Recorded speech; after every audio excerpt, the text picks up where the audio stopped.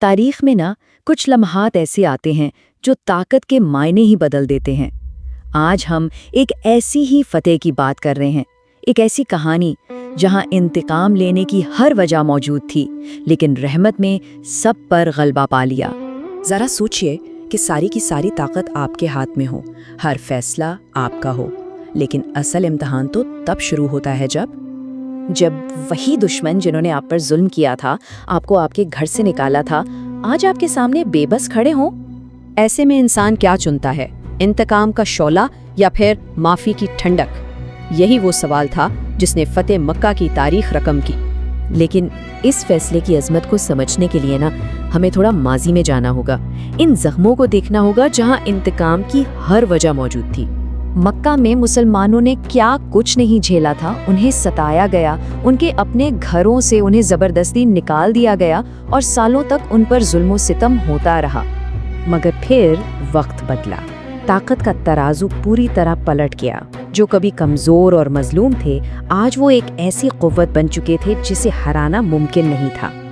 اور اسی بدلے ہوئے وقت نے ایک ایسے سفر کی بنیاد رکھی جسے کوئی روک نہیں سکتا تھا۔ یہ مکہ کی طرف واپسی کا سفر تھا، لیکن اس بار کمزوری کے ساتھ نہیں بلکہ بے پناہ طاقت کے ساتھ۔ تو اس پیش قدمی کی فوری وجہ کیا بنی؟ وجہ تھی ایک معاہدے کی خلاف ورزی۔ قریش نے ایک بہت اہم امن کے معاہدے کو توڑ دیا، اور بس اسی عہد شکنی نے واپسی کا راستہ کھول دیا۔ اس بار مسلمانوں کا لشکر کوئی چھوٹا موٹا نہیں تھا، یہ 10,000 جان بازوں پر مشتمل ایک عظیم فوج تھی جو ان کی نئی طاقت اور اتحاد کی کھلی علامت تھی۔ ذرا تصور کریں اس منظر کا جب اس عظیم لشکر نے مکے کے قریب ڈیرے ڈالے تو رات کے وقت ہزاروں کیمپ فائروں نے آسمان کو روشن کر دیا۔ یہ منظر ہی قریش کے دلوں میں خوف بھرنے کے لیے کافی تھا۔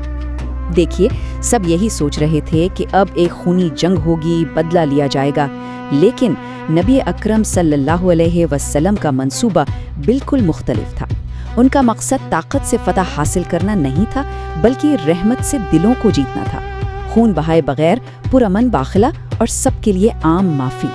اور پھر وہ فیصلہ کن گھڑی آ ہی گئی، سچائی کا لمحہ جہاں سالوں کی جدوجہد اپنے انجام کو پہنچنے والی تھی۔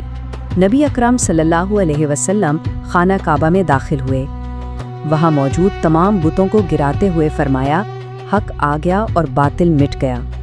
یہ ایک نئے دور کا اعلان تھا۔ اور اب آپ کے سامنے وہ لوگ کھڑے تھے جو کبھی ظالم تھے، مکہ کے وہی سردار جنہوں نے ہر طرح کی تکلیف دی تھی، آج بالکل بے بس تھے اور شاید اپنی زندگی کی سب سے بری سزا کا انتظار کر رہے تھے۔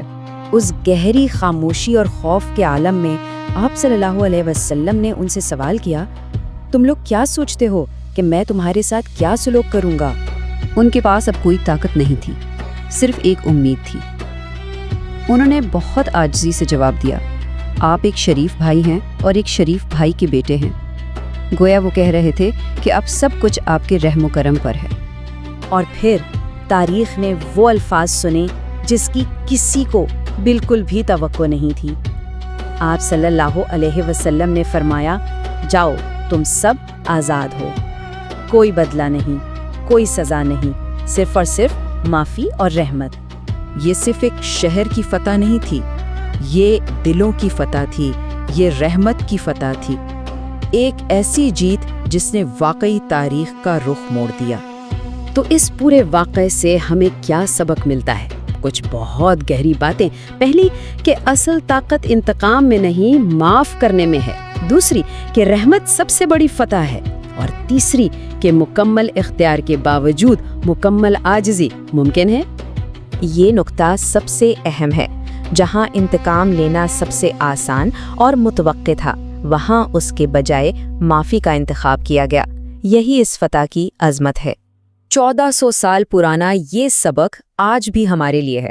یہ ہمیں ایک راستہ دکھاتا ہے، کسی ایسے شخص کو معاف کرنے کا جس نے دل دکھایا ہو، کیونکہ یاد رکھیں، معافی کمزوری نہیں بلکہ انسان کی سب سے بڑی طاقت ہے۔